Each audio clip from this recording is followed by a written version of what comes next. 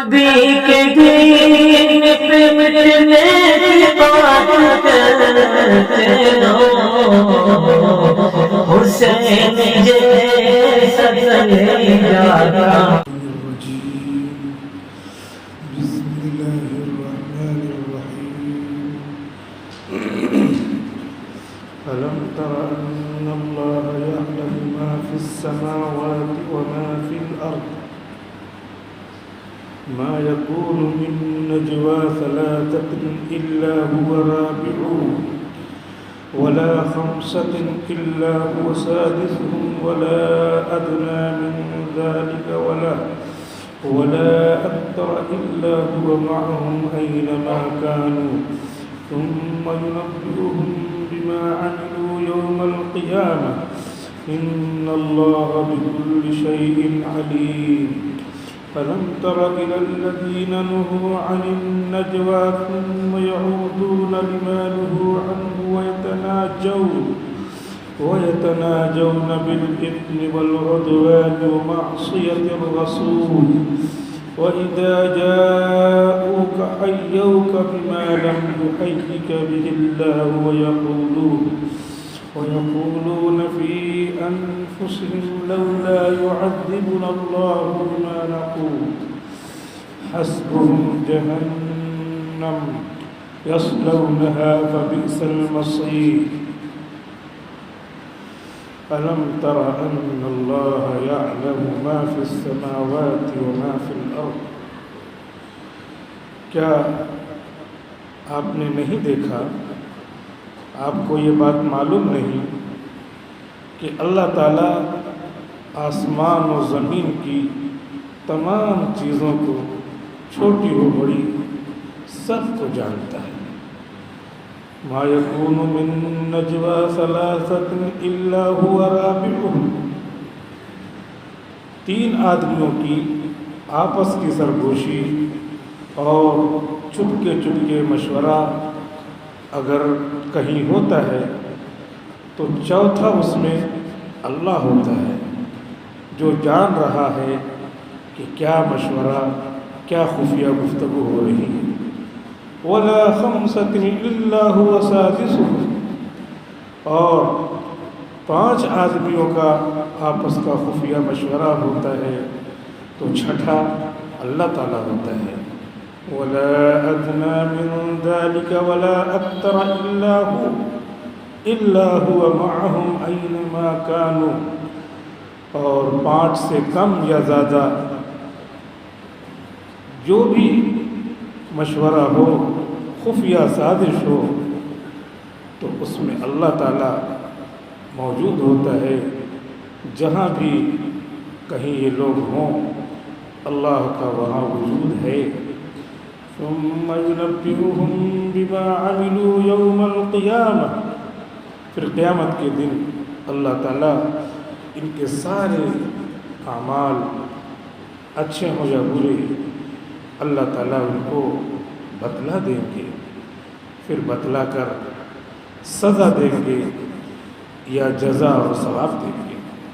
ان اللہ بکل شیء علیم، بے شک اللہ تعالیٰ ہر چیز کو جاننے والے ہیں۔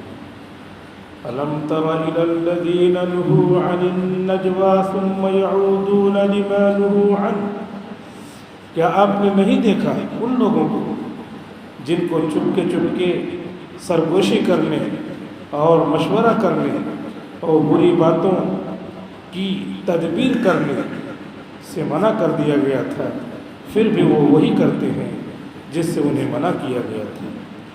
وَيَتَنَاجَوْنَ بِالْإِثْمِ وَالْعُدْوَانِ وَمَعْصِيَةِ الرَّسُولِ، اور آپس میں سرگوشی کرتے ہیں، مشورے کرتے ہیں گناہ کے، ظلم کے اور رسول کریم صلی اللہ علیہ وسلم کی نافرمانی کی۔ وَإِذَا جَاءُوكَ حَيَّوْكَ بِمَا لَمْ يُحَيِّكَ بِهِ اللَّهُ، اور یہ لوگ جو منافقین ہیں اوپر سے ایمان لائے ہیں اور اندرون ان کا ایمان سے خالی ہے، وہ آپ کے پاس آتے ہیں تو آپ کو سلام کرتے ہیں، لیکن ایسے لفظ سے سلام کرتے ہیں جس لفظ کو اللہ نے سلام کے لیے نہیں سکھایا۔ ويقولون في أنفسهم لولا يعذبنا الله بما نقول، اور اپنے جی میں کہتے ہیں کہ ہم نے یہ برے انداز کا سلام کیا کہ ہم نے کہا السلام علیکم، تم پر موت ہو، تو ہماری یہ بات اللہ جانتے ہیں تو ہم کو عذاب کیوں نہیں دیتے ہیں؟ حسبهم جہنم یصلونها، اللہ تعالیٰ فرماتے ہیں کہ ان کے عذاب کے لیے جہنم کافی ہے، اسی میں داخل ہوں گے۔ فبئس المصیر، تو بہت برا ٹھکانہ ہے جہنم۔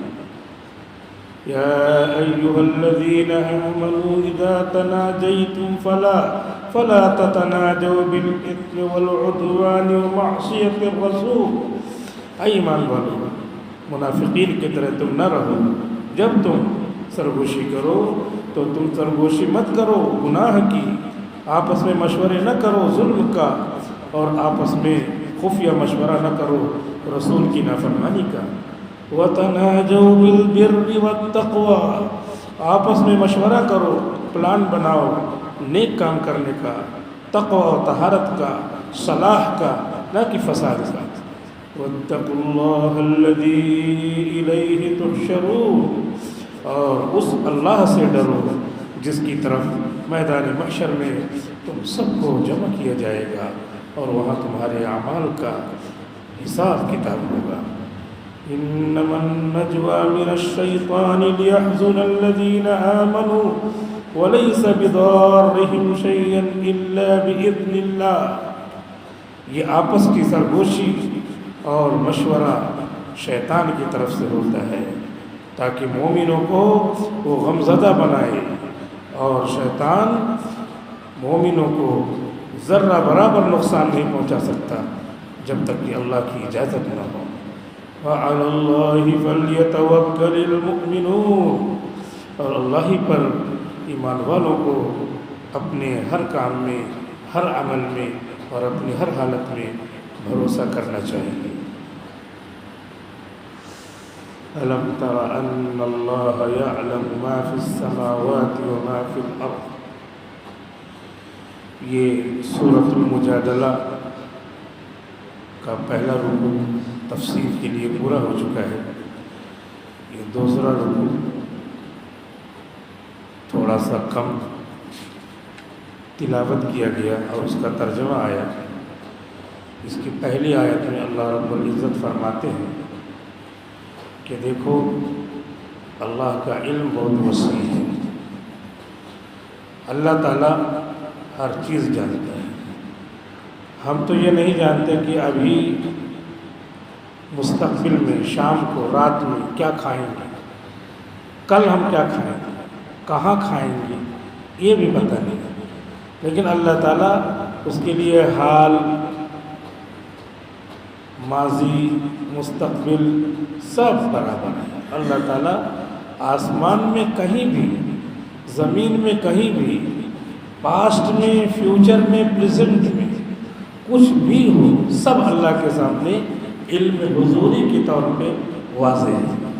سب جیسے ہم یہ دیکھ رہے ہیں ہمارے سامنے ہے، تو تھوڑی دور کے لیے علم ہمارے سامنے حاضر ہے، لیکن اللہ کے سامنے پاسٹ بھی، ماضی بھی سب اسی طرح جیسے ہم کو دکھ رہا ہے، اور مستقبل بھی اسی طرح جیسے ہم کو دکھ رہا ہے، حال بھی ایسی، اور صرف سامنے نہیں، اللہ تو ہر جگہ ہے، آسمان، ساتوں آسمان، ساتوں زمین، پوری دنیا، کونا کونا، سب اللہ کو معلوم ہے۔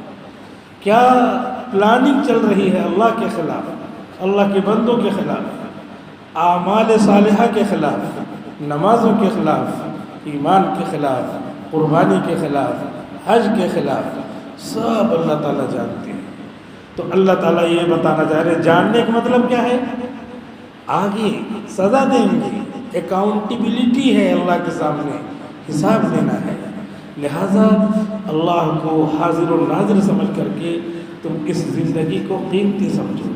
3 لوگ بیٹھ گئے آپس میں چپ کے مشورہ کر رہے ہیں، تو کہہ رہے ہیں چوتھا اللہ تعالیٰ ہوتا ہے، اللہ تعالیٰ بھی سن رہا ہے، تم کیسا مشورہ کر رہے ہو، اللہ جانتا ہے، علیم بذات الصدور ہے۔ 5 آدمی بیٹھ گئے، آپس میں مشورہ کر رہے ہیں تو سوچ رہے ہیں یہ 5 ہی ہیں، کوئی نہیں جان پائے گا. وہاں چھٹا اللہ تعالیٰ ہوتا ہے. الا هو سادسهم، the sixth one، چھٹا وہ اللہ ہوتا ہے. اور اللہ کو سب پتہ ہے تم کیا کر رہے ہو، کس کا مشورہ کر رہے ہو، کیا ارادہ ہے، یہ اللہ رب العزت کو معلوم ہے. لہٰذا تم اپنی زندگی کی ایک ایک لمحے کو قیمتی سمجھو. اور لمحات کو اللہ تعالیٰ بدلتے رہتے ہیں. دن بھر میں، رات میں اور دن میں سب سے قیمتی وقت کیا ہوتا ہے؟ نیند سے اٹھنے کے بعد. نیند سے اٹھ کر کے وضو کر کے 2 رکعت نماز پڑھ لو. تو نیند سے اٹھنے کے بعد کا جو وقت ہے اس میں وضو بنانا بھی قیمتی ہے، کیونکہ اس وقت میں ہم نے بنایا. اس وقت 2 رکعت نماز پڑھنا بھی قیمتی ہے. اس وقت 3 مرتبہ کلمہ بھی پڑھ لیا تو قیمتی ہے. اس وقت سورہ اخلاص 3 مرتبہ پڑھ لیا وہ بھی قیمتی ہے، کیونکہ وہ قیمتی وقت میں کہ کام بھی قیمتی ہوگا. تو سب سے دن بھر میں صبح شام میں جو وقت سب سے قیمتی ہے رات کا، نیند سے بیدار ہونے کے بعد. ہم سوئے اٹھے 2 بجے، اب اٹھنے کے بعد یہ وقت بہت قیمتی ہے، کیونکہ اس وقت آدمی اپنی خواہشات کو دبا کر اللہ کو یاد کر رہا ہے. تو اپنے آپ کو جہاں دبانا جتنا پایا جائے، نفس کو، شیطان کو اللہ کے حکم پر عمل کرنے کے لیے، اتنے ہی زیادہ اللہ رب العزت کو پیارا ہے. اور ابھی جیسے ہی ذی الحجہ کا چاند نکلا ہے، وہاں سے لے کر کے یہ پوری تاریخ، آج 8ویں تاریخ ہے، 9ویں تاریخ چل رہی ہے مکہ مکرمہ میں، کل ہمارے لیے 9ویں ہے. یہ پورا دن قیمتی ہے. دن میں روزہ رکھنا 1 سال کے برابر ثواب ہے. میں نے اس سے پہلے ہفتے میں بھی عرض کیا تھا. اور رات میں عبادت کرنا گویا کہ شب قدر میں عبادت ہے. ابھی بھی یہ رات ہے، جب 8 ذی الحجہ گزرا، یہ 9ویں ذی الحجہ کی رات ہے. یہ بھی کیا ہے؟ شب قدر کے برابر ثواب ہے. دن میں روزہ رکھنا 1 سال کے برابر ثواب رکھتا ہے. اور ابھی جو کل کا روزہ ہے، 9ویں تاریخ کا روزہ، اس کا اور زیادہ ثواب ہے کہ 1 سال اگلے اور 1 سال پچھلے گناہ معاف ہوتے ہیں. تو یہ جو ایام چل رہے ہیں، اللہ تعالیٰ نے قدر، یعنی ٹائم کیا ہے؟ ٹائم کی قدر. جیسے آدمی کی زندگی ہے تو جوانی کا ٹائم یہ بہت زیادہ قیمتی ہے.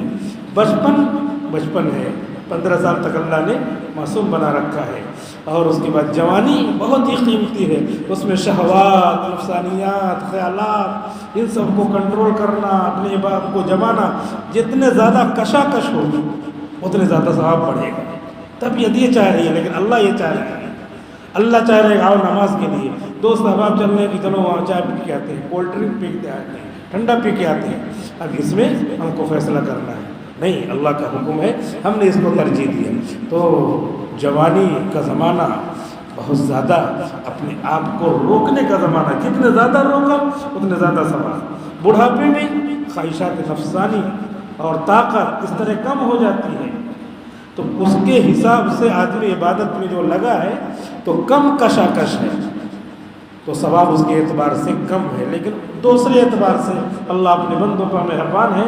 دوسرے اعتبار سے اللہ تعالیٰ بڑھاپے میں ثواب بڑھا دیتے ہیں. کیسے؟ دنیا کا تو یہ حکم ہے کہ دنیا میں آدمی کام کر رہا تھا، 8 گھنٹہ ملازم تھا، تو اس کو تنخواہ مل رہی تھی 50,000. اور اس کے بعد جب بڑھاپا ہو گیا تو کام کم ہو گیا، تو اس کو ریٹائر کرنے کے بعد اس کو پینشن جاری کر دیتے ہیں. اور کام کم ہو گیا تو تنخواہ کم ہو گئی، کام چھوٹ گیا، تنخواہ کم ہو گئی. اور اللہ تعالیٰ کیا ہے؟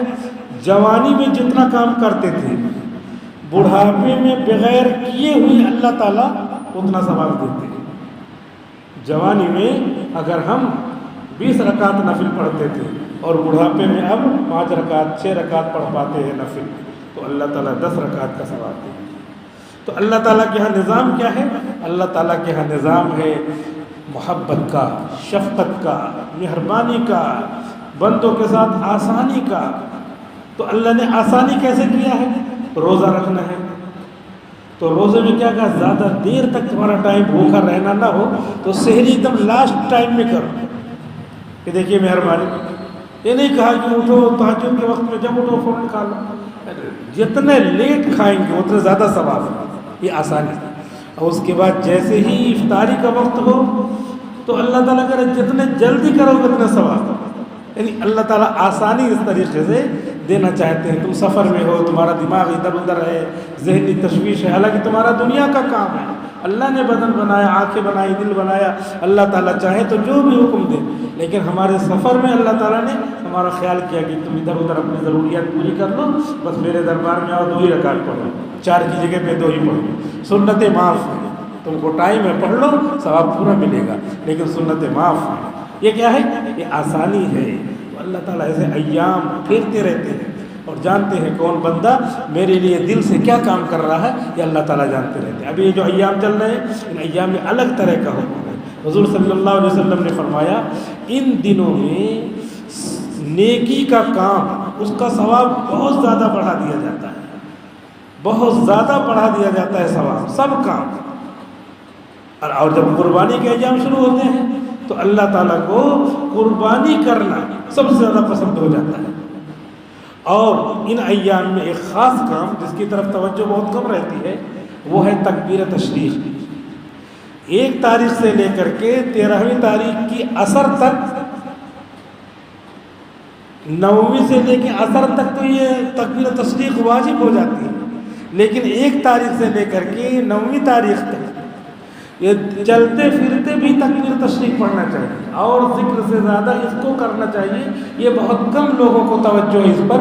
شاید میں نے گزشتہ ہفتے بھی ذکر کیا تھا یا چھوٹ گیا تھا بیان کرنا, لیکن ابھی جو کل سے صبح سے تکبیر تشریق شروع ہونے والی ہے, اللہ اکبر اللہ اکبر لا الہ الا اللہ اللہ اکبر اللہ اکبر وللہ الحمد. فجر کی نماز کل 9ویں ذی الحجہ سے, فجر سے لے کر کے 13ویں ذی الحجہ کی عصر تک کل 23 نمازیں بنتی ہیں. ہر نماز کے بعد ایک بار مردوں کو بلند آواز سے پڑھنا واجب ہے. امام صاحب بھی ہوں تو ان کو بھی بلند آواز سے پڑھنا, مقتدی ہوں ان کو بھی بلند آواز سے پڑھنا. بعض مرتبہ کیا ہوتا ہے, سب لوگ بلند آواز سے پڑھ رہے ہیں تو سوچ رہے ہیں اسی آواز میں ہم نے بھی آواز ملا لی, آہستہ آہستہ پڑھ لیا, تو واجب ادا نہیں ہوتا. یہ بلند آواز سب کی ہوتی ہے, یہ نہیں کہ کچھ لوگ زور سے پڑھ رہے ہیں اپنے آہستہ آہستہ ایسے کر لیا, اور واجب ادا نہیں ہوگا. 23 نمازوں میں فرض نماز کے بعد 1 مرتبہ بلند آواز سے تکبیر تشریق پڑھنا یہ واجب ہے. تو یہ واجب کر دیا کیونکہ ان ایام میں اللہ تعالیٰ کو یہ کلمات بہت زیادہ پسند ہے, اور اس کے علاوہ بھی چلتے پھرتے اس کو پڑھتے رہنا چاہیے. جیسے ہم آ رہے ہیں, جا رہے ہیں, چل رہے ہیں, پھر رہے ہیں, باتیں کر رہے ہیں, اس میں کچھ ذکر کر رہے ہیں, تو ان اذکار میں سب سے زیادہ پسندیدہ ذکر ابھی کیا ہے؟ اللہ اکبر اللہ اکبر لا الہ الا اللہ اللہ اکبر اللہ اکبر وللہ الحمد. اور یہ نفل ہے, اور یہ جو واجب ہے وہ نفل سے زیادہ ثواب واجب کا ہوتا ہے. تو اللہ تعالیٰ ثواب زیادہ دینا چاہتے ہیں. وہ سوچا کہ ہو سکتا ہے بندے کوتاہی کرے, تو یہاں سے لے کر کے 13ویں کی عصر تک 1 مرتبہ واجب کر دیا. تو سب کو اس طرح پڑھنا واجب ہے. نماز پڑھا ہم نے فجر کی 1 مرتبہ زور سے پڑھیں گے. امام صاحب کے ساتھ پڑھ رہے ہیں تو سارے لوگ پڑھتے ہیں, تو اس میں یاد آ جاتا ہے. اکیلے پڑھا نہیں آ سکے, اکیلے پڑھا تو اکیلے بھی نماز پڑھ رہے ہیں, فجر کی نماز, ظہر کی نماز, کہیں ادھر ادھر پھنس گئے, نہیں پڑھ پا رہے ہیں, تو اکیلے نماز پڑھے, یاد نہیں رہتا. اکیلے بھی بلند آواز سے پڑھنا واجب ہے. 4 رکعت ہم نے ظہر پڑھی, پھر اپنا پڑھ لیا اللہ اکبر اللہ, اس طرح کہ ہمارا کان سنے, بازو والا بھی سنے. ہاں تکبیر ہو, بلند آواز کا مطلب یہ ہے کہ پتہ چلے, اگلے کوئی پتہ چلے, اس کا ڈسٹربنس نہ ہو, لیکن پڑھ لیں اللہ اکبر لا الہ الا اللہ اللہ اکبر اللہ اکبر وللہ الحمد. جماعت چھوٹ گئی مان لیا, اب امام صاحب اور سارے لوگ تو پڑھ لیے, سلام پھیر دیا, انہوں نے پڑھ لیا, ہماری رہ گئی. تو ہم جب 2 رکعت 1 رکعت اپنی پوری کریں گے, تو پوری کرنے کے بعد بھی ہم کو پڑھنا ہے. اسے بہت سارے لوگ نہیں جانتے تو نہیں پڑھتے, یا جانتے ہیں تو بھول جاتے ہیں. ایک دم خیال رکھنا چاہیے کہ جیسے ہی نماز اپنی پوری ہو گئی, ہماری 2 رکعت 3 رکعت باقی ہے, کھڑے ہو کر کے اپنی پوری کے سلام کیا, فوراً یاد کر کے پڑھ لینا چاہیے. کیونکہ تھوڑی دیر کے بعد 5 منٹ گزر گیا تو تکبیر کا وقت ختم, اب نہیں پڑھ سکتے, اب وہ ثواب نہیں ملے گا, گیا. اب نفل والا تو پڑھتے رہیے, کیونکہ چلتے پھرتے پڑھنا اللہ اکبر لا الہ الا اللہ اللہ اکبر اللہ اکبر وللہ الحمد. لیکن جو واجب والا ثواب ہے وہ سلام پھیرنے کے بعد اتنا بار جس کو کہا جا سکے اسی سے سٹ کر, اسی سے متصل ہو ٹائم. اب 5 منٹ گزر گیا, 7 منٹ گزر گیا, تو ہم خود سمجھ رہے ہیں کہ تم دیر ہو گئی, تو وہی اپنے سمجھنے کا بھی شریعت میں اعتبار ہے. اب سمجھنے کی دیر ہو گئی تو سمجھیے کہ اب نہیں مانا جائے گا، لیکن اسی جگہ ہے، اسی کام میں لگے ہیں تو زیادہ دیر نہیں ہوئی، وہی ذکر کر رہے یاد آیا تو جھٹ سے پڑھ لیں تو واجب مان لیا جائے گا۔ اور عورتیں گھر میں پڑھیں گی، عورتوں کو بھی بتا دیں، عورتیں نماز پڑھتی ہیں، پابند رہتی ہیں، تو ان کو نہیں یاد رہتا، کیونکہ یہاں پہ اپنے کو دوسرے لوگ پڑھتے تو جھٹ سے یاد آ جاتا، ارے تکبیر تشریق چل رہی ہے، لیکن عورتیں بیچاری ان کو پتہ ہی نہیں، تو ان کو کہتے رہے گھر میں ایسے تذکرہ کرتے رہے کہ بھائی تکبیر تشریق شروع ہو گئی ہے، اب 9ویں تاریخ سے 13ویں تاریخ تک رہے گی، اور ویسے بھی ذکر کر دیں تو ذکر کرنے سے فائدہ ہوتا ہے، ورنہ ہوتا کیا ہے، ہوتا ہے کہ پتہ نہیں کون کیا ہے، بھلا دیتا، شیطان بھلا دیتا ہے، انسا الشیطان ذکر ربی، نبی کہتے ہیں کہ میرے رب کے ذکر سے شیطان نے مجھے بھلا دیا، تو کیا ہے بھلا دیتا ہے۔ چنانچہ ہم لوگ ایسے گئے تھے جامعہ کے امتحان کے لیے، شاخوں میں گئے تھے، تو واپس آ رہے تھے تو دھولیا میں ایک جگہ رکے، وہاں پہ ایک طالب علم کے گھر پہ نماز پڑھی اور تھوڑا چائے وائے ناشتہ کیا، اس کے بعد پھر وہاں سے گاڑی تھی اپنی تو اس سے ہم کو نکلنا تھا، تو سوچا کہ اب عشاء کا بھی ٹائم ہو گیا ہے، عشاء بھی پڑھ لیتے ہیں۔ تو ہمارے گروپ میں قاری صاحب ایک تھے، ان کو جو ہے بڑھایا کہ چلیے عشاء پڑھا دیجیے۔ اب عشاء پڑھانے کے لیے وہ آگے بڑھے، ابھی طالب علم تھے، مولانا ہو گئے، پڑھانے لگے، 1-2 سال میں مدرس ہوئے جامعہ کے عقل پور، تو شاگرد تھے، اپنے شاگرد ہی تھے، اب ان کو بڑھایا کہ چلیے آپ نماز پڑھائی۔ اب نماز پڑھا، تکبیر شاید میں نے کہی یا کسی اور نے کہی، تکبیر کہی، اب تکبیر کے بعد مجھے دماغ میں آ رہا ہے کہ میں ٹوک دوں کہ ہم لوگ مسافر ہیں، 2 رکعت پڑھائیے گا، یہ دماغ میں آ رہا ہے 2 رکعت پڑھائیے گا، لیکن پھر یہ کہ جیسے بہت ساری بات ہوتی ہے، وہ بھی مولانا وہ بھی جانتی ہی ہوں گی، چلو میں نے تو نہیں کہہ سکے، بہرحال نیت اپنی بات نہیں سمجھ، آخر کار انہوں نے 4 رکعت پڑھا، تو یہ کیا ہے، وہ بھولنا چلتا رہتا ہے۔ ایسی چیزیں کیا ہے، ایسی چیزیں تذکرے میں رہنا چاہیے۔ یوں ہی آدمی بڑے حضرت اللہ کو پیارے ہو گئے، جب بھی نماز پڑھتے تھے عصر کے بعد اور فجر کے بعد تو مسجد میں اعلان کرتے تھے، مسجد میں وہیں بیٹھے بیٹھے کہ 33 مرتبہ سبحان اللہ، 33 مرتبہ الحمدللہ، 34 مرتبہ اللہ اکبر کی تسبیح کا اہتمام کیا جائے۔ حضرت ایسے بولتے تھے، پڑھتے سبھی ہیں لیکن یہ ان کا معمول رہتا تھا، عصر بعد اور فجر بعد ضرور مدرسے میں بول دیتے تھے، اور جہاں بھی کہیں گئے، شاخوں میں گئے تو وہاں بھی کہ فجر کے بعد عصر کے بعد تسبیح کا اہتمام کیا جائے۔ تو ایسے بولنے سے کیا ہے، بیداری آ جاتی ہے، آدمی بھولا ہے تو یاد آ جاتا کہ ارے یہ نہیں کرنا ہے۔ تو عورتوں میں کیا ہے، یہ بات کہہ دے، ورنہ یہ 4 دن 9 10 11 12 13 5 دن 23 نمازوں میں عورتوں کو پڑھنا ہے، تو وہ بیچاری بھول جاتی ہے اس 23 نماز میں، 10 11 نماز میں ان کو یاد آتا ہے اور نہیں یاد آئے تو وہاں پہ تذکرہ کرتے رہے۔ عورتوں کو بھی فجر کے بعد، ظہر کے بعد فرض نماز پڑھیں گی، اس کے بعد عصر کے بعد، مغرب کے بعد تکبیر تشریق 1 مرتبہ پڑھنا، بآواز بلند نہیں، عورتوں کے لیے آہستہ پڑھنا ہے، یہ بھی مسئلہ یاد رکھنا ہے، عورتوں کے لیے آہستہ پڑھنا ہے اور مردوں کے لیے بآواز بلند۔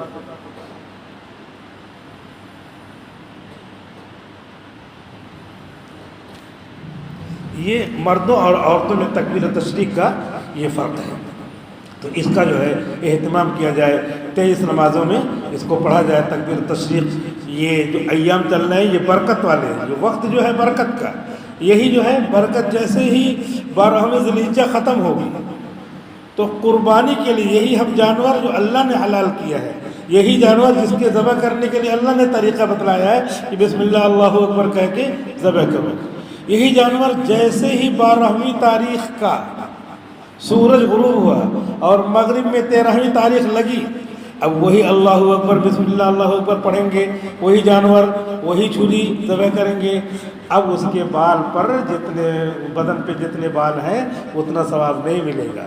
یہ تو ذی الحجہ کی بقرعید کی نماز پڑھنے کے بعد سے لے کر کے رات میں، دن میں، چاہے جب ذبح کرے، رات میں بھی ذبح کر سکتے ہیں، دن میں بھی ذبح کر سکتے ہیں، رات اور دن سب میں جو ہے ذبح کر سکتے ہیں۔ رات میں اس لیے تھوڑا منع ہے کہ اگر اجالا نہ ہو تو اجالا کر کے آدمی کرے، ورنہ قربانی ہی نہیں ہوگی، اس کی رگیں ہی نہیں کٹیں گی تو پھر یہ جو ہے گڑبڑ ہو جائے گا۔ تو اس وجہ سے رات میں، دن میں، چاہے جب ہم بس چھری پھیر دیا ہم نے، اتنی نیکیاں جمع ہو گئی کہ صبح سے شام تک اتنی نفلیں نہیں پڑھ سکتے. یہ 2 رکعت کی نیت بازی نفل پڑھ رہے, 2 رکعت کی نیت بازی نفل پڑھ رہے, صبح سے شام تک تھک جائیں گے, اور یہاں منٹوں میں اللہ تعالیٰ ثواب دے رہے ہیں. اس وجہ سے اللہ کے دیے ہوئے مال کو اللہ کے راستے میں قربان کرنا اور اس سے ثواب حاصل کرنا. اور یہ دیا ہوا مال اللہ کا, ہم اللہ کے سکھایا ہوا طریقہ اللہ کا, جانور بھی اللہ کا بنایا ہوا, نبی بھی اللہ کے, ہماری سانس بھی اللہ کی طرف سے آ رہی ہے, اور ہمارے اندر جو طاقت ہے وہ بھی اللہ نے دیا ہے, اور نبی کا, اللہ کے نبی کا سکھایا ہوا طریقہ بسم اللہ اللہ اکبر کہہ کر کے ذبح کر دیا, ثواب ہم کو مل رہا ہے. یہ کیا کہیں گے, یہ فضل ہی تو ہے, انعام ہی تو ہے, سب کچھ اللہ کا, اور دے رہے ہیں ہم کو. تو اس کے بعد اللہ تعالیٰ کہہ رہے پھر بھی بندہ تو میری طرف رجوع نہیں ہوتا, ساری چیز تو میری ہے, توفیق بھی میری ہے, مال بھی میرا ہے, طریقہ بھی میں نے نبی کو بھیجا, 1,24,000 انبیاء کرام کے بعد سب سے آخر میں حضرت محمد رسول اللہ صلی اللہ علیہ وسلم کو بھیجا اور طریقہ سکھایا. وہ طریقہ 1446ویں سال میں تمہارے پاس آیا. یہ سب تم کو ہمارے علماء نے, وارثین نبی نے تم کو بتایا, سکھایا. اب یہ تمہارے پاس پہنچا ہوا ہے اور تم کر رہے ہو جو کہ میری توفیق سے کر رہے ہو, اور ثواب تم کو مل رہا ہے, فرشتے تمہارے لیے لکھ رہے ہیں. تو یہ انعام ہے, سراسر انعام ہے. اس انعام کو ہمیں ان دنوں میں زیادہ سے زیادہ حاصل کرنا چاہیے.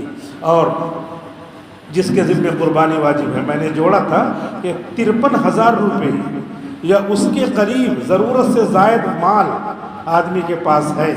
ضرورت سے زائد مال کا مطلب کیا ہے, 50-30,000 روپے اپنے پاس ہے, اور گھروں میں استعمال ہونے والے سامان رکھے ہوئے, استعمال نہیں ہو رہے ہیں. وہ ایک آدمی کے پاس مکان دوسرا ہے جو استعمال نہیں ہو رہا, بند ہے, تو اس مکان کی بھی قیمت اس میں جوڑی جائے گی. اس میں مال تجارت ہونا ضروری نہیں ہے. تو اس طریقے سے 30,000 روپے ہے, اور دوسرے مال اس میں پڑے ہوئے جو مال تجارت نہیں, ضرورت سے زائد ہے, سب کو اس میں جوڑا جائے گا. 2 گاڑی ہے, ایک گاڑی سے آدمی چلتا ہے, ایک گاڑی استعمال نہیں ہوتی, اس کا دام جوڑا جائے گا. تو 53,000 روپے تو ہو ہی جائے گا. 30,000 روپے اپنے پاس ہیں, اور بقیہ ضرورت سے زائد سامان جو ہیں ان کو جوڑا جائے گا. اس طرح 53,000 روپے کا کوئی مالک ہے, اگر قربانی کے ان 3 دنوں میں 10ویں 11ویں 12ویں کو مالک ہے, تو اس کے ذمہ قربانی واجب ہے. اب قربانی بکرا تو ہر آدمی خرید نہیں سکتا, تو بڑے میں کوشش کر رہا ہے, بڑے کے حالات بھی ٹھیک نہیں ہیں, تو اس کے باوجود ذمے میں اس کی قربانی واجب ہے. لہٰذا اب ایک حصے کا جو پیسہ ہے وہ صدقہ کرنا ضروری ہے. یعنی صدقہ واجبہ میں یہ ہو جاتا ہے, اس کو صدقہ کرنا ضروری ہے.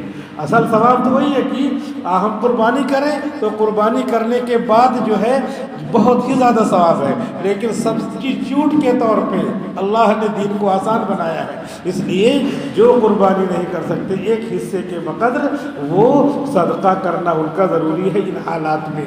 لہذا اس مسئلہ بھی یاد رکھنا چاہیے کہ اصل پہلا نمبر وہی ہے کہ جو ہے جانور میں قربان کریں اور حصہ بنائیں, تدبیر کریں. حالات نہیں سازگار ہیں, مختلف طرح کی پریشانیاں آ سکتی ہیں, تو قربانی اپنے ذمے میں واجب ہے. اور اب اس کے بقدر ایک بڑا جانور 10,000 میں آ رہا ہے, یہ بات یعنی چھوٹا جانور بکری, بکرا, خصی وغیرہ, تو اس کے برابر نہیں. تو پھر جو چھوٹے جانور میں 2,000 کا حصہ لیا, 1,500 کا حصہ لیا, 2,500 3,000 کا حصہ لیا, بعض جگہ میں بھینس کر رہے ہیں, بھینس 60,000 کی آتی ہے, تو ان کا تو 6,000 کا ایک حصہ پڑ رہا ہے. تو ایک حصے کے بقدر ان کو صدقہ کرنا ضروری ہے. لہذا صدقے کے لیے بھی ذہن بنا لیں کہ اگر ایسا نہیں ہوا تو اتنی رقم ہم کو نکالنا ہے, اور انشاءاللہ قربانی کا یہ صدقہ ہے تو وہی ثواب ملے گا. پہلے تو پرائرٹی اور ترجیح تو یہی ہے کہ قربانی کو کریں, جیسا کہ محمد رسول اللہ صلی اللہ علیہ وسلم نے ایک اونٹ اپنی طرف سے, ایک حصہ اپنی طرف سے, اور بقیہ 99 حصہ پوری امت کی طرف سے قربان کیا. تو ایسے ہم کو بھی قربانی کرنا ہے اور دوسروں کی طرف سے بھی کرنا ہے. اس موقع پر بہت سارے لوگ جو ہے یہ اشکال پیدا کر دیتے ہیں کہ میت کی طرف سے قربانی نہیں, اور جو ہے طرح طرح کے اشکال لاتے ہیں, دوسرے کی طرف سے قربانی نہیں, اتنا پیسہ چلا جاتا ہے, تو اس کے بجائے اگر ہم یہ پیسہ کہیں دوسری جگہ پہ خرچ کر دیں جہاں زیادہ فائدہ ہے, تو اللہ تعالی ہم سے زیادہ فائدہ جانتے ہیں.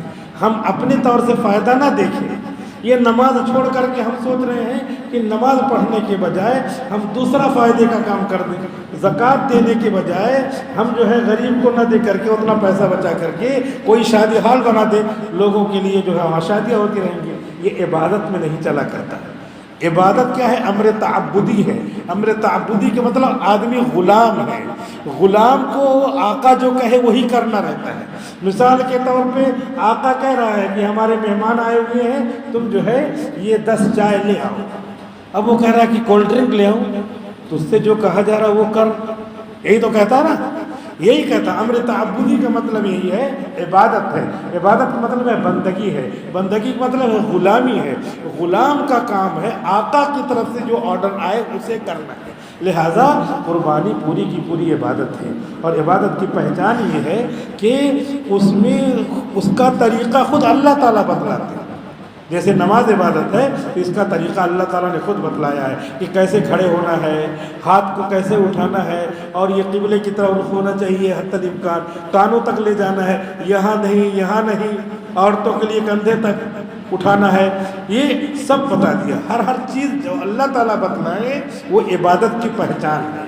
اب اس کے بعد جو ہے پہلے قیام کرنا ہے پھر رکوع کرنا ہے، یہ ترتیب ہے۔ پہلے ہم رکوع کر لیتے ہیں بعد میں قیام کر لیتے ہیں، تو یہ عبادت کے خلاف ہے۔ سلام پھیرنا ہے، سجدہ کرنا، سجدہ پہلے کر لیتے ہیں اور رکوع بعد میں کریں گے، ایسا نہیں چلے گا۔ عبادت کی پہچان یہ ہے کہ اللہ تعالیٰ جس کو جس طرح بتائے اسی طریقے سے اس کو کرنا ہے۔ یہی قربانی میں بھی ہے۔ اللہ تعالیٰ کیا کہتے ہیں؟ اللہ تعالیٰ یہ کہتے ہیں، نبی نے سنایا ہے، نبی نہیں بولتے اللہ کے بغیر، اللہ کے حکم کے بغیر نبی نہیں بولتے۔ تو نبی کی حدیث ہے، یعنی اللہ ہی نے فرمایا ہے گویا کہ کان ہے تو اس کے 3 حصے کرو، ایک حصہ تہائی حصہ یا اس سے زیادہ کٹا ہوا ہو تو قربانی نہیں ہوگی۔ کیوں نہیں ہوگی؟ نہیں ہو جانی چاہیے، ہمارا دماغ کہہ رہا ہو جانی چاہیے، سب تو ٹھیک ٹھاک ہے، لیکن اللہ کے نبی کہا نہیں ہوگی قربانی۔ بس عبادت کی پہچان یہی ہے کہ نہیں ہوگی قربانی۔ ہم جو ہے سبحانک اللہم و بحمدک و تبارک اسمک ثنا کی جگہ پہ دوسری دعا پڑھ لیتے ہیں، اللہم انی اعوذ بک من البرص والجنون والجذام وسیء الاسقام۔ نبی نے وہ بھی سکھایا، نبی نے سکھایا، لیکن ہم ثنا کی جگہ پہ اپنے من سے کچھ بھی ادھر سے ادھر بدلتے رہیں، یہ نہیں ہو سکتا۔ جو چیزیں جیسے جیسے منقول ہے ویسے ہی یہ عبادت کی پہچان ہوئی۔ آنکھ کی روشنی، ایک آنکھ ہی نہیں ہے، قربانی نہیں ہوگی۔ آنکھ کی روشنی کو تہائی روشنی چلی گئی ہے، تہائی روشنی کے بھی طریقہ جو ہے آزمانے کا ہے کہ تھوڑی دور دیکھیں یہاں دکھائی دے رہا کہ نہیں، ہاں یہاں سے دیکھ رہا کوئی چیز دیکھیں اور وہ لپ کے تو پھر سمجھے کہ یہاں اس کی حد ہے۔ اس کے بعد پھر اس کا ایک اندازہ لگا لے کہ یہاں سے یہاں تک تہائی روشنی ہے اور یہاں تک اس کی چلی گئی ہے تہائی یا اس سے زیادہ روشنی، تو پھر اس کی قربانی نہیں ہوگی۔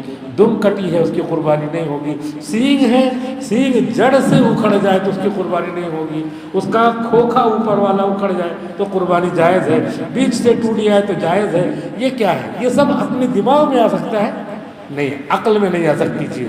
جو چیز عقل میں نہ آئے وہی عبادت ہوتی ہے، کیونکہ اللہ کا حکم ہے۔ ہم اپنی عقل لگائیں گے تو ہم اپنے عقل کے بندے ہیں، عقل ہمارا خدا ہو گیا کہ ہمارے عقل میں جو آئے گا وہ کریں گے، نہیں جو اللہ کے حکم میں آئے گا اسے ہمیں کرنا ہے۔ لہذا یہ قربانی کے جو ایام ہیں، ان ایام میں ان سب چیزوں کو ہمیں بجا لانا ہے۔ قربانی بقرعید کی نماز پڑھنے سے پہلے اور فجر کی نماز کے بعد بیچ میں نہ تو اشراق ہے اور نہ کوئی اور نفل نماز ہے، بقرعید میں بھی جیسے عید میں بھی۔ اور بقرعید کی جو رات ہے وہ رات نہایت ہی قیمتی رات ہے، 10ویں رات جو آئے گی وہ نہایت ہی قیمتی رات ہے۔ حدیث شریف میں آتا ہے اس رات میں جو عبادت کرے، کوئی ضروری نہیں کہ پوری رات عبادت کرے، 2 4 10 رکعت پارہ بیٹھ کے اور پڑھ لیا، جو روز پڑھتے ہیں، جو عبادت کرتے ہیں اس کے ساتھ ساتھ تھوڑا سا بڑھا لیا، تو حدیث شریف میں آتا ہے کہ ایسے مومن کا دل کبھی مردہ نہیں ہوگا، ہمیشہ اس کا دل بیدار رہے گا۔ تو بقرعید کی رات آ رہی، اس میں رات میں عبادت کریں۔ رات میں تہجد کے وقت میں اٹھ گئے تو بقرعید کی رات میں تہجد کی نماز ہے، فجر سے پہلے جو سحری کا ٹائم ہے اس میں تہجد کی نماز ہے۔ اب تہجد صبح ہو گئی، یعنی سحری کا ٹائم ختم ہو گیا، فجر کا وقت ہو گیا، اب یہاں سے ہم کو فجر کی نماز پڑھنی، سنت پڑھنی، فجر پڑھنی۔ بقیہ اس کے بعد سے لے کر کے سورج نکلنے تک اور بقرعید کی نماز تک کوئی نفل نماز نہیں ہے۔ اشراق وغیرہ کچھ نہیں ہے. اپنا مان لیا دیر میں بقرعید کی نماز ہو رہی تو بیچ میں بیٹھے بیٹھے ہم تکبیر تشریق وغیرہ آہستہ آہستہ پڑھتے رہیں. عید کی نماز کے لیے عیدگاہ جاتے ہیں تو تکبیر تشریق پڑھتے ہوئے جائیں. عید کی نماز میں جب عید الفطر تھی تو آہستہ آہستہ تکبیر تشریق پڑھتے ہوئے جانا ہے اور وہ آہستہ آہستہ واپس آنا ہے راستہ بدل کر کے. بقرعید کی نماز میں تھوڑا سا زور پڑھ کے جانا ہے. اللہ اکبر لا الہ الا اللہ اللہ اکبر وللہ الحمد. تو جاتے ہوئے بھی تکبیر تشریف پڑھنا ہے اور آتے ہوئے بھی پڑھنا ہے اور تھوڑا تھوڑا زور سے پڑھنا ہے. راستہ بدل دینا ہے کہ اس راستے سے گئے تھے اب آج ویسے اپنے من سے راستہ بدلتے رہے, ادھر سے جاتے ہیں شارٹ ہے, ادھر سے جاتے ہیں کچھ نہیں. لیکن آج کے دن جو فرض نہیں ہے لیکن آج کے دن کا جو یہ مستحب ہے وہ کچھ الگ ہی شان رکھتا ہے. جیسے عید کے دن کا الگ سے نیا کپڑا پہننا اور دوسرے دن نیا کپڑا پہننا, جیسے ماحول میں ہے کہ روزانہ نیا کپڑا پہنتے رہیے لیکن اب شادی ہے 10 مہمان آئے ہیں تو نیا کپڑا پہننا, جیسے معاشرتی اعتبار سے اس میں ڈیفرنس ہے, ایسے آج کا جو راستہ بدلنا ہے کہ اللہ کے نبی کا حکم ہے, اللہ کا حکم ہے ادھر سے جائیں گے عیدگاہ میں اور ادھر سے واپس آئیں گے. تھوڑا بھی اس نیت سے بدل دیا کہ تھوڑا سا پورا مان لیا ایک ہی راستہ تو چلو تھوڑا سا اتنا بدل دیتے ہیں اس نیت سے تو ثواب ہے, کیونکہ ہم نے نبی کی مانی, ہم نے اللہ کی مانی, اپنے نفس کی نہیں مانی. تو اس طریقے سے جو ایام آ رہے ہیں جو اسی دن کرنا ہے وہ کرنا ہی چاہیے, بعد میں سال بھر کریں گے تو نہیں. جیسے بقرعید کے دن حضور صلی اللہ علیہ وسلم کچھ کھائے بغیر نماز پڑھنے جاتے تھے اور اس کے بعد جب واپس آتے تھے تو پھر آپ اپنے جانور کے کلیجی سے نوش فرماتے تھے. تو اب پورا بھی ہی اس طرح نہیں کر سکتے, تو اتنا کرنے کا حکم ہے کتابوں میں کہ بغیر کچھ کھائے بقرعید کے جائیں نماز پڑھنے, اور جب واپس آئیں تو اگر قربانی میں دیر نہیں ہے تو اسی کی کلیجی بنوا کے کھا لیں, سنت ادا ہو جائے گی. آج ہی کے دن کی سنت ہے, پورے سال بھر کھاتے رہیے وہ کچھ نہیں. آج ایک الگ ہی ٹیسٹ ہے کہ جس کا جو سال بھر میں ایک بار آ رہا ہے سنت کا کام, اس کے کرنے میں بہت زیادہ ثواب ہے. اور اگر دیر ہے تو روزہ نہ رکھے. بہت سارے لوگ انتظار ہی کرتے رہتے ہیں اپنی قربانی کا آئے گا تو 3 بج گیا 4 بج گیا, نہیں, عید کی نماز پڑھ کے آ گئے اور اس کے بعد فوراً کھا لیں, کیونکہ عید کے دن بقرعید کے دن روزہ رکھنا حرام ہے. عید کے دن روزہ حرام ہے اور بقرعید کے دن روزہ حرام ہے. اور بقرعید کے بعد 3 دن اور 5 دن اس طرح ہوتے ہیں. لوگ جوڑ نہیں پاتے ہیں تو یہ کہتے ہیں کہ بقرعید کا 3 دن ہو گیا اور عید کا 1 دن, 4 ہی دن ہوا, 5واں کون.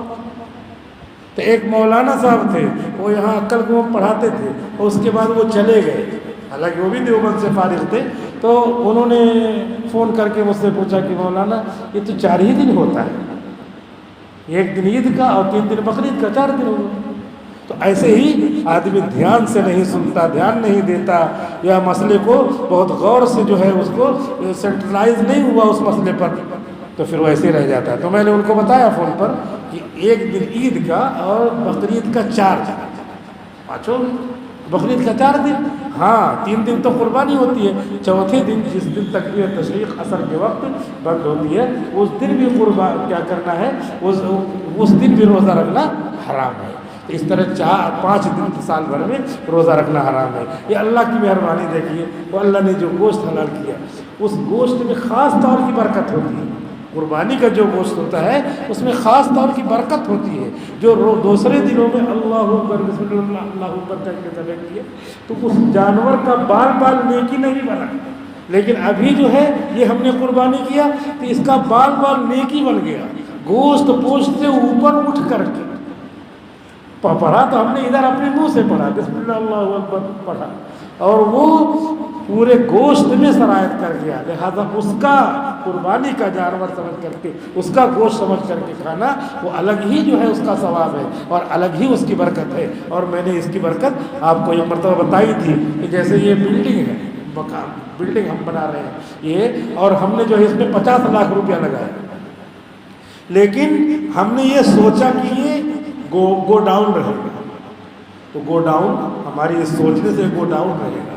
اس کے احکام رہیں گے, کچھ بھی رکھیے, کیسے بھی رکھیے, گندا سندا رکھیے, کچھ بھی رکھیے. سوچنے کا اثر بہت در و دیوار میں پڑتا ہے, اس کے تمام روم میں پڑتا ہے, اس کے ساتھ برتاؤ میں پڑتا ہے. لیکن وہی ہم نے 50 لاکھ بلڈنگ بنائی، 50 لاکھ خرچ کیا، اور ہم نے نیت یہ کی، کچھ جا کے الگ سے لگاتے نہیں دیوار میں، صرف نیت یہ کیا کہ یہ مسجد رہے گی، یہ اللہ کا گھر رہے گا، اس میں نماز پڑھی جائے گی، تو اس نیت کا اثر اس کے در و دیوار میں گھس گیا، اس کے فرش میں گھس گیا، اس کے تمام ماحول میں داخل ہو گیا، اب وہ مسجد بن گئی۔ یہ سوچ کا اتنا اثر ہوتا ہے ہمارے دین میں، شریعت میں۔ تو یہی سوچ جب الفاظ بن جاتی ہے بسم اللہ اللہ اکبر کہہ کے، اور وہی سوچ جو نیت تھی کہ اللہ کے نام قربانی کا جانور ہے، تو اسی سوچ کی وجہ سے اس کے پورے گوشت میں برکتیں آ جاتی ہیں، رحمتیں آ جاتی ہیں، اور اس کے بال بال سے نیکیاں جھڑتی ہیں۔ اللہ رب العزت یہ بتاتے ہیں کہ تمہارے لیے اب یہ ایام آئے ہوئے ہیں، اب کل جو ہے عرفہ کا دن ہے۔ ایک بات اور یاد رکھنا چاہیے کہ بہت سارے لوگ ایسے ہیں جو مکہ مدینہ سے جوڑتے ہیں، کیا وہاں آج عرفہ کا دن تھا تو آج ظہر سے لے کے عصر تک بیٹھ کے دعا کریں گے۔ بھائی تمہاری نیت ٹھیک ہے، لیکن اپنے من سے دین مت بناؤ۔ دین بنا بنایا اللہ کے رسول کی طرف سے موجود ہے۔ اللہ کے رسول نے فرمایا ہے، حدیثیں ہیں جس کا خلاصہ یہ نکل رہا مسئلے کے طور پہ، آدمی جہاں رہتا ہے وہاں کا اعتبار ہے۔ آدمی جہاں رہتا ہے، اب یہاں سے وہاں کا ٹائم ملا کے دیکھیں گے تو 2.5 گھنٹہ پہلے بعد میں عصر پڑھیں گے، پھر ظہر پڑھیں گے، پھر سورج غروب ہوگا تو وہاں تو سورج غروب ہو گیا، یہاں پہ دوسرا ہے کب غروب ہو گیا، پریشان ہو جائیں گے۔ پاناما میں ابھی فجر ہو رہی ہے، یہاں پہ مغرب ہو رہی ہے، تو کیسے کریں گے؟ فجر پڑھیں گے مغرب پڑھیں گے؟ مکہ مدینہ اصل اپنا مرکز ہے تو وہاں کا دیکھیں گے، لیکن ایک مثال بتا رہے ہیں کہ ہر جگہ جہاں رہتا ہے وہاں کا اعتبار ہے، لہذا وہاں کے حساب سے کام کیا جائے گا۔ اسی وجہ سے اگر ایک آدمی بقرعید کی نماز پڑھ کر کے مکہ سے یہاں آیا اور یہاں پہ آج بقرعید کی نماز ہے، تو بقرعید کی اس کی نماز ہو چکی ہے، اس کو دوبارہ نماز پڑھنے کی ضرورت نہیں ہے، لیکن پڑھ لیا تو ٹھیک ہے، ثواب مل جائے گا۔ ایسے عید کی نماز پڑھ کر کے سعودی سے آیا اور اس کے بعد یہاں پھر عید کی نماز ہو رہی، اس کی عید ہو چکی ہے، دوبارہ عید کی نماز نہیں پڑھنا ہے۔ جہاں آپ ہیں وہاں تھے، وہاں عید کی نماز ہو چکی، اب یہاں آئے تو عید تو دوبارہ ہوتی نہیں، اس لیے تمہارے ذمہ نہیں ہے۔ روزے کا مسئلہ الگ ہے، ایک آدمی 29 کا روزہ رکھ کر کے یہاں آیا، وہاں رہتا تو کیا ہو جاتا ہے، وہاں رہتا تو عید ہو جاتی، لیکن یہاں آ گیا، یہاں پہ 30واں روزہ ہے اور وہاں پہ عید ہے، تو وہاں رہتے تو وہاں عید کی نماز پڑھتے، یہاں آ گئے تو یہاں پہ روزہ ہے، سب کے ساتھ روزہ رہو۔ ایک آدمی 30واں روزہ رکھ کر کے وہاں آیا، 30واں روزہ رکھ کر کے وہاں سے یہاں آیا، یہاں پہ 30واں روزہ اس کا 31واں ہے تو روزہ نہیں رکھے گا، کیونکہ 31 روزہ نہیں ہوتا ہے۔ اپنے دماغ سے نہیں لگانا ہے، سب مسئلے لکھے لکھائے موجود ہیں، اس لیے بہت سارے لوگ اس موقع پہ مسئلہ پوچھنے لگے اور لوگوں سے بحث کرنے لگے کہ بھائی وہاں پہ جو عرفہ ہے تو عرفہ کا دن آج ہے تو وہاں پہ ظہر سے مغرب تک جو ہے دعا ہوتی ہے، قبول ہوتی ہے، یہاں بھی سب لوگ اسی ٹائم پہ بیٹھو۔ اللہ کے بندے وہاں پھر جانے کا 5 لاکھ 10 لاکھ لگانے کا کیا نفع؟ وہاں لگاؤ تب نفع ہے، یہاں رہو تو یہاں کے حساب سے آپ کا دل اگر وہاں ہے، تو انشاءاللہ اس کا ثواب ملے گا۔ دل یہاں، بدن یہاں ہے لیکن دل وہاں ہے، اس کا ثواب ملے گا۔ بدن وہاں ہے، دل یہاں ہے تو گناہ ہوگا۔ اس لیے ہمارے اکابرین، خاص طور پہ حاجی امداد اللہ مہاجر مکی رحمۃ اللہ علیہ، مولانا قاسم نانوتوی رحمۃ اللہ علیہ، مولانا اشرف علی تھانوی رحمۃ اللہ علیہ، اور ان سے پہلے امام ابو حنیفہ رحمۃ اللہ علیہ وغیرہ، یہ زیادہ پسند نہیں کرتے ہیں کہ مکہ میں جا کے قیام ہو۔ اب آپ اور ہم کو یہ تعجب ہوگا کہ مکہ میں تو قیام ہونا چاہیے، نہیں، مکہ میں جا کے آدمی بس جائے یہ زیادہ پسند نہیں کرتے۔ کیوں؟ اس لیے کہ اس کے آداب ہیں۔ اب آدمی مکے میں ہے، سوچ رہا ہوں کہ بھارت میں رہتا ہے، بتاؤ تمہارا بدن یہاں ہے، دل وہاں ہے، تو اس کی توہین ہو رہی ہے، چنانچہ لکھا ہے ایک واقعہ، حاجی امداد اللہ مہاجر مکی کے سامنے ایک صاحب نے ذکر کیا کہ حضرت یہ فلاں آدمی ہے، یہیں پہ مقیم ہے، اصل میں انڈیا کا ہے، اور اس کے بعد بیمار ہے، کبھی بے ہوش رہتا ہے، ہوش میں آتا ہے تو کیا کہتا ہے، مجھ کو انڈیا لے چلو۔ حضرت نے کہا کتنی جو ہے خراب بات ہے کہ آدمی کا بدن یہاں ہے اور دل کیا ہے، انڈیا میں۔ تو گھر والے کیا کرتے تھے، گھر والے کبھی ہوش میں ہیں کبھی بے ہوش ہے، ہوش میں آیا، ارے مجھے انڈیا میں لے چلو، مجھ کو انڈیا میں نہیں، دادا آپ انڈیا ہی میں ہیں، کہاں انڈیا میں ہے؟ تو کیا کرتے تھے، اس کو جو ہے اس کی چارپائی اٹھا کر کے دوسرے کمرے میں لے کر کے اس کا رنگ بدل دیتے تھے، تھوڑا سا سجاوٹ وغیرہ بدل دیتے۔ ہاں دادا آپ تو انڈیا میں آ گئے۔ تو حضرت نے کہا یہ بہت ہی زیادہ خراب بات ہے کہ آدمی مکے میں ہو اور اس کا دل جو ہے دوسری جگہ لگا ہوا۔ اس کی بنسبت ایک آدمی بھارت میں ہو، پاکستان میں ہو یا دنیا کے کسی بھی کونے میں ہو اور اس کا دل لگا ہو کہاں؟ مکہ میں لگا ہو۔ یہ سمجھ کی بات ہے، یہ سمجھداری کی بات ہے۔ بہت سارے لوگ زندگی بھر سوچتے رہتے ہیں کہ مکہ جائیں گے مکہ جائیں گے، لیکن وہ نہیں جا سکے تو ان کو اس کا ثواب ملے گا کہ ان کا دل وہاں پر تھا۔ اسی وجہ سے جو مسئلہ لکھا ہے کتابوں میں کہ ایک آدمی ہے، بھوک لگی ہے، اس کی بھوک لگی ہے اور آیا نماز پڑھنے، نماز پڑھ رہا ہے اور اس میں جو ہے پورا کھانا دماغ میں تمہارا بہت تیز بھوک لگی، بہت تیز بھوک لگی۔ ایک یہ ہے، ایک نماز پڑھ رہا ہے اور کھانا سوچ رہا ہے، اور ایک آدمی کھانا کھا رہا ہے تو سوچ رہا ہے کہ نماز جاری، نماز پڑھنا۔ تو امام ابو حنیفہ رحمۃ اللہ علیہ کا یہ جملہ ہے جو حدیث ہی سے نکلا ہے، وہ کیا ہے جملہ کہ لَأَن يَكُونُ عَقْلُهُ كُلُّهُ صَلَاةً أَحَبَّ إِلَيَّ مِنْ أَن تَكُونَ صَلَاتِي یا صَلَاتُهُ كُلُّهَا عَقْلًا۔ امام ابو حنیفہ رحمۃ اللہ علیہ فرماتے ہیں کہ میرا پورا کھانا نماز ہو جائے، یہ میرے نزدیک زیادہ بہتر ہے کہ میری پوری نماز کھانا ہو جائے۔ مطلب کیا ہوا؟ کھانا کھا رہے ہیں لیکن نماز سوچ رہے ہیں کہ جلدی نماز کے لیے جانا، جلدی نماز کے لیے جانا ہے۔ یہ پورا کھانا نماز بن رہا ہے کیونکہ دل سے کیا ہے؟ وہ نماز سوچ رہا ہے۔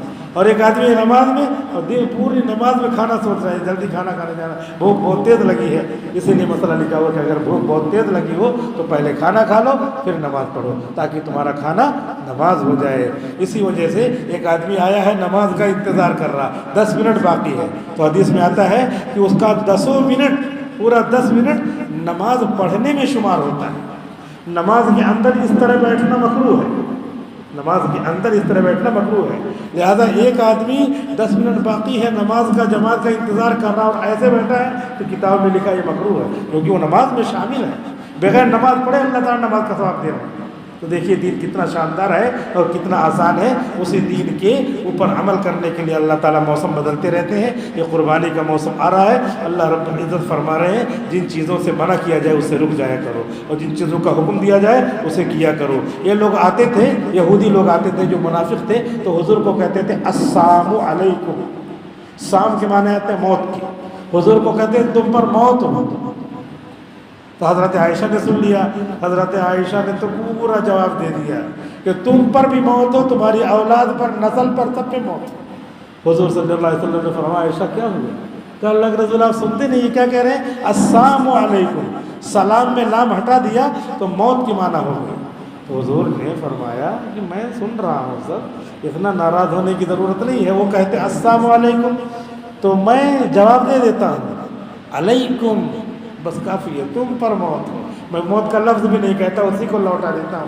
میری حفاظت تو اللہ تعالیٰ کرے گا، ان کے کہنے سے تھوڑی جو ہے کسی کے منانے سے کہنے سے کوئی موت آتی ہے، کوئی مصیبت آتی ہے، بلکہ اللہ نے لکھا ہے تو مصیبت آئے گی، اللہ نے لکھا ہے تو راحت آئے گی۔ تو اس کو اللہ تعالیٰ نے یہاں ذکر کیا ہے کہ ایسے منافقین السلام علیکم کہتے تھے، جب آتے تھے تو سلام کا جو طریقہ اس طرح سلام نہیں کرتے تھے۔ تو اللہ نے بتایا کہ جو طریقہ دین کا، ایمان کا، نماز کا، روزے کا، قربانی کا، عبادت کا، سلام کا بتایا جائے اسی کو کرو، اور اس کے علاوہ کرو گے تو تمہارے اوپر آفت آ جائے گی۔ اب یہ آیت منافقین کے خلاف قیامت تک پڑھی جاتی رہے گی۔ تو ایسی کوئی حرکت ہم نہ کریں کہ نفاق ہمارے اندر ہو، بلکہ ہم ایسی حرکت کریں کہ اللہ تعالیٰ کی کسی نہ کسی آیت میں ہمارا ذکر موجود ہو۔ یا ایھا الذین آمنوا، اے ایمان والو، اتقوا اللہ، اللہ سے ڈرو۔ اے ایمان والو، اپنی قربانیاں کیسے کرو؟ رسول کے بتائے ہوئے طریقے کے مطابق کرو۔ یا ایھا الذین آمنوا میں ہمارا ذکر آ جائے ہو جاتی مجموعی طور پہ، تو ایسے بنے کہ اللہ کی آیتوں میں ہمارا ذکر آ جائے۔ اللہ تعالیٰ عمل کرنے، سننے سے زیادہ، کہنے سے زیادہ عمل کرنے کی توفیق عطا فرمائے۔ آمین۔ وآخر دعوانا الحمد للہ رب العالمین۔